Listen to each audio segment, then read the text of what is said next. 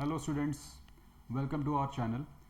आज हम एक और प्रॉब्लम करेंगे जो व्हीटस्टोन ब्रिज पर रहेगी and this is pertaining to NEET और आईआईटी मेंस लेवल। ओके, तो जनरली व्हीटस्टोन ब्रिज पर जो प्रॉब्लम्स आती हैं वो बैलेंस्ड व्हीटस्टोन ब्रिज पर होती हैं।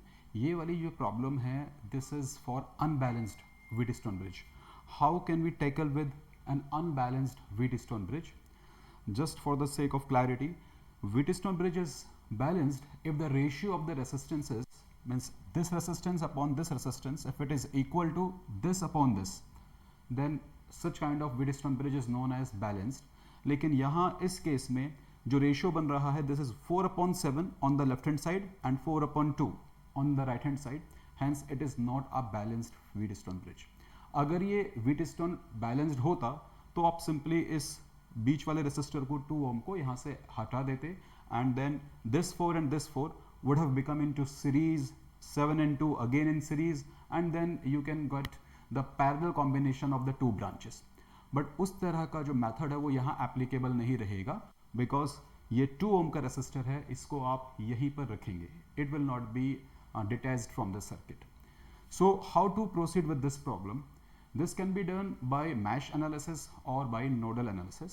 अभी मैं ये प्रॉब्लम नोडल एनालिसिस लगाकर सॉल्व करता हूँ.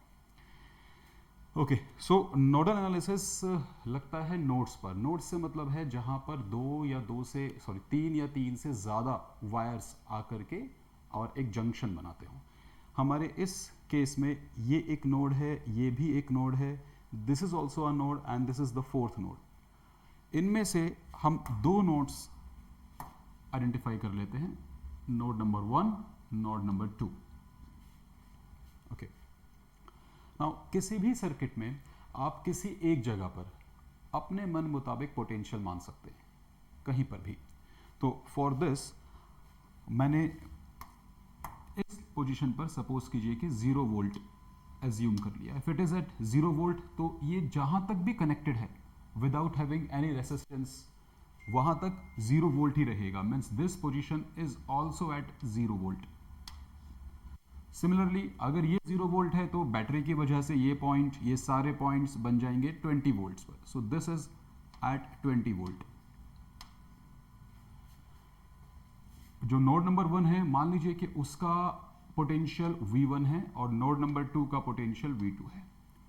हम नोड 1 और नोड 2 पर नोडल एनालिसिस लगाएंगे. नोडल एनालिसिस में बेसिकली आप KCL अप्लाई करते हो. जिस भी नोड पर आप नोडल एनालिसिस लगा रहे हो वहां पर आप किरचॉफ्स करंट लॉ अप्लाई कर देते हैं. Kirchhoff's current law simply states that the sum of all the currents coming towards a node will be equal to sum of all the currents going away from the node. This is in direct connection with conservation of electric charges. So let us start the solution. So first I take this node,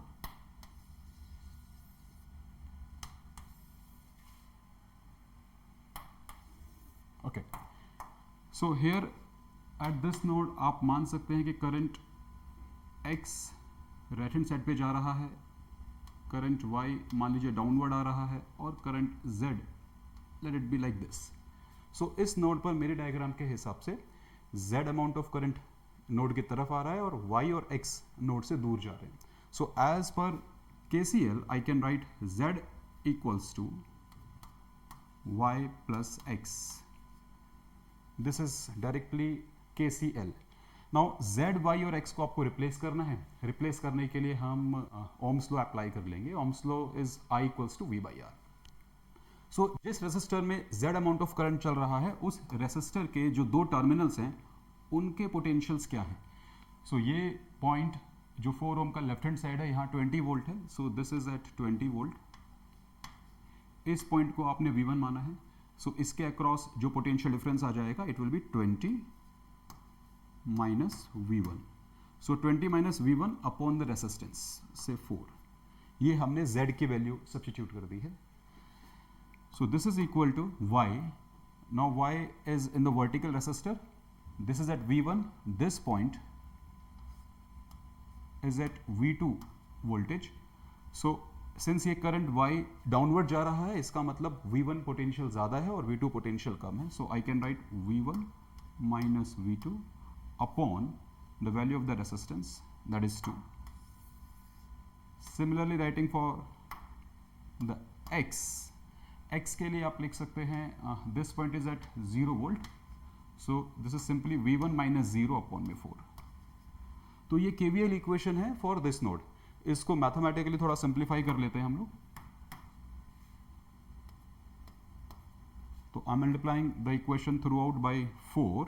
I get 20 minus V1 equals to twice of V1 minus twice of V2 and plus V1.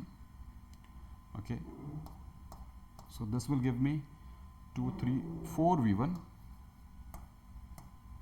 minus 2 V2 and equals to 20. Solving it further, I am getting twice of V1 minus V2 equals to 10. So this is equation number 1. तो ये equation हमने इस node पर nodal analysis लगा करके obtain की है. इसी तरह की एक इक्वेशन हमें चाहिए होगी जो हम इस नोड पर लगाएंगे. We are having two unknowns V1 and V2, hence we will have to make two equations also. So this is equation number 1. Okay, so similarly proceeding for the other node,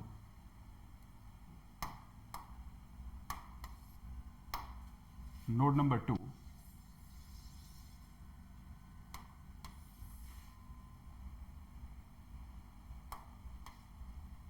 इस node पर भी आप अपने से कोई भी distribution कर सकते हैं. लेट अस सपोज कि मैंने यहाँ मान लिया है कि A अमाउंट ऑफ करंट ऊपर की तरफ जा रहा है, B अमाउंट ऑफ करंट इस तरह से चल रहा है और C अमाउंट ऑफ करंट इस तरह से चल रहा है. So applying KCL at this node, I will get B will be equal to A plus C. इनकी वैल्यूज लिखते हैं ओम्स लॉ से. तो B के अक्रॉस जो पोटेंशियल है, ये टर्मिनल 7 ओम रेसिस्टर का 20 वोल्ट पर था. So it will be 20 minus V2 upon 7 is equal to A. This is at V1. So 2 ohm का डाउनवर्ड जो बॉटम टर्मिनल है, it is at V2. So V2 minus V1 upon 2, and then finally writing the value for C, I can write V2 minus 0 by 2. इस equation को solve कर लेते हैं. Let us multiply the whole equation by 14. 14 से अगर मैं multiply करता हूँ तो I am getting 40 minus V2 2V2 is equal to 7V2 minus 7V1 and plus 7V2 again. Solving it further, I'm getting 7V1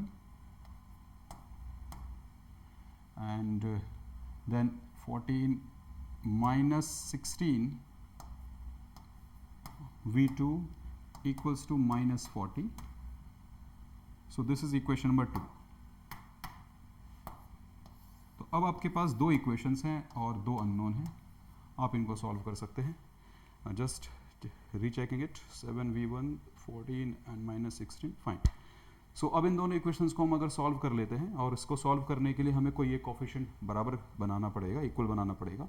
so I am rewriting this equation. I am multiplying this equation by से 16.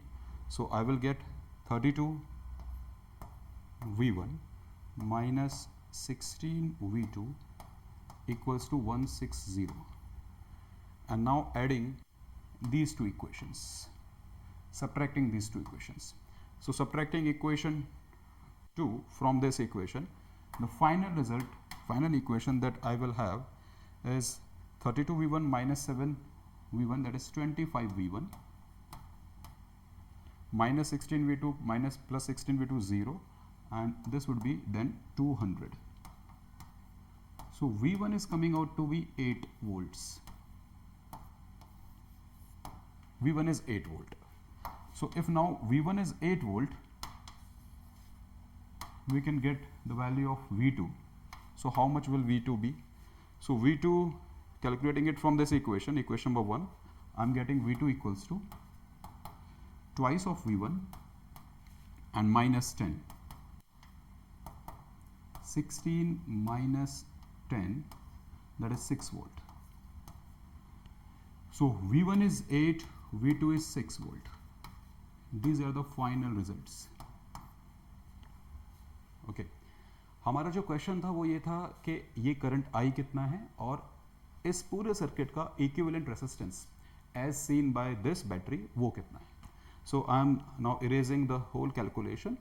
We have approached up to these results. V1 is at 8 volt and V2 is at 6 volt. Okay.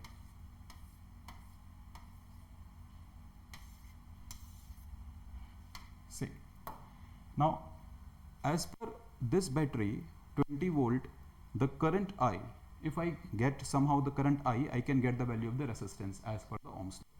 So first of all I need to get the amount of current I. इसकी value क्या है. अब आप इस resistor को एक बार देखिए.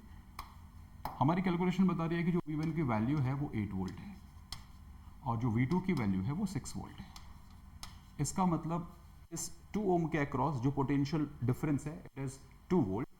It means इसमें जो करंट चल रहा होगा वो डाउनवर्ड चल रहा होगा and that will be of 2/2, that is 1 ampere. So 1 ampere of current is flowing through this resistor. ऐसे ही अगर इस 4 ओम रेजिस्टर के अक्रॉस देखा जाए तो यहाँ 20 वोल्ट है, यहाँ पर 8 वोल्ट है, तो डिफरेंस 12 वोल्ट का आया. सो 12/3, 12/4 that is 3 amperes. So 3 amperes यहाँ से जा रहा है. In this resistor of 7 ohms, 20 is here, 6 is here, तो 14/7 that is 2 ampere. So अब आप अगर इस जंक्शन पर KCL लगाते हैं तो आपको डायरेक्टली पता लग जाता है कि जो अमाउंट ऑफ करंट यहाँ फ्लो कर रहा था 3 + 2 that is 5 ampere. So in total इस बैटरी ने 5 एम्पियर ऑफ करंट सप्लाई किया. 5 में से 3 ऊपर चला गया, 2 नीचे चला गया और फिर उस 3 में से भी 1 एम्पियर 2 ohms के थ्रू नीचे आता चला गया. So in this branch, in this resistor of 2 ohm, I am getting 1 ampere from the upward direction and 2 ampere from the left direction. So in total of 3 ampere is there. This 3 ampere, and in this resistor also we can calculate the current. I am trying to justify the distribution of current for this 4 ohm of resistor. यहाँ पर 8 volt है, यहाँ पर 0 volt है, difference is of 8 volt, 8/4 that is 2 ampere again. So 2 ampere इस side से आ रहा है, नीचे से 3 एम्पियर आ रहा है, giving back again the same value of 5 ampere. So battery is supplying 5 ampere of current and battery is getting back 5 ampere of current. Means everything is justified. So our question was how much is value of I.